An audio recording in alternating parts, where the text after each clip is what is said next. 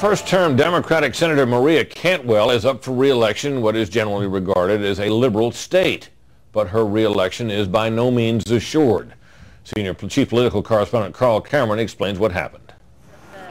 Washington State Democrat Maria Cantwell is considered her party's most vulnerable U.S. senator. Nice to see you guys. She's polling under 50% in this Democratic-leaning state and only won her seat by 2,000 votes out of more than 2 million cast in 2000 in a state known for razor-thin margins. Her likely GOP opponent, Mike McGavick, a former Capitol Hill staffer turned insurance company CEO.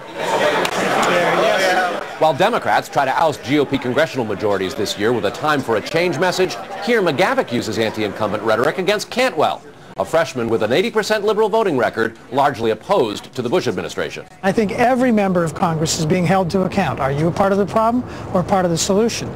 You can't send the same people back and expect change, so we're going to have change. He wants to privatize Social Security or have these personal accounts. He wants to drill in the Arctic Wildlife Refuge. You know, he seems to stay the course in Iraq. So those seem to be the same policy as the Bush administration. The Iraq war and the president are unpopular here, and it overshadows the race. Cantwell voted for the war, but took heat from the anti-war blogosphere, and now says, with benefit of hindsight, she would have opposed it. The Republican basically agrees. But would you have given diplomacy a longer chance? Sure you would have, if you didn't think there was an immediate threat. While McGavick tries to downplay the Iraq debate, Cantwell plays it up, noting her recent votes against Bush-Iraq policy and ridiculing the Republican as a lightweight for supporting it.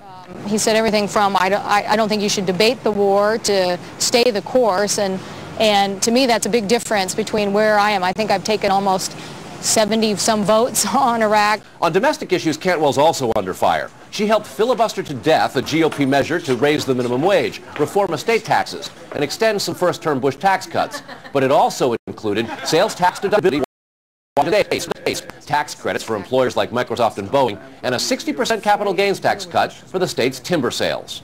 We need more independent leaders in the Senate, not more partisan foot soldiers. And I think what we have is someone who answered her party's call rather than served her state's interests.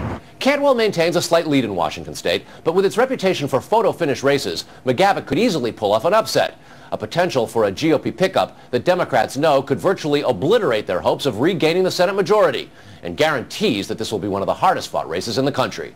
In Seattle, Carl Cameron, Fox News. A controversial emergency country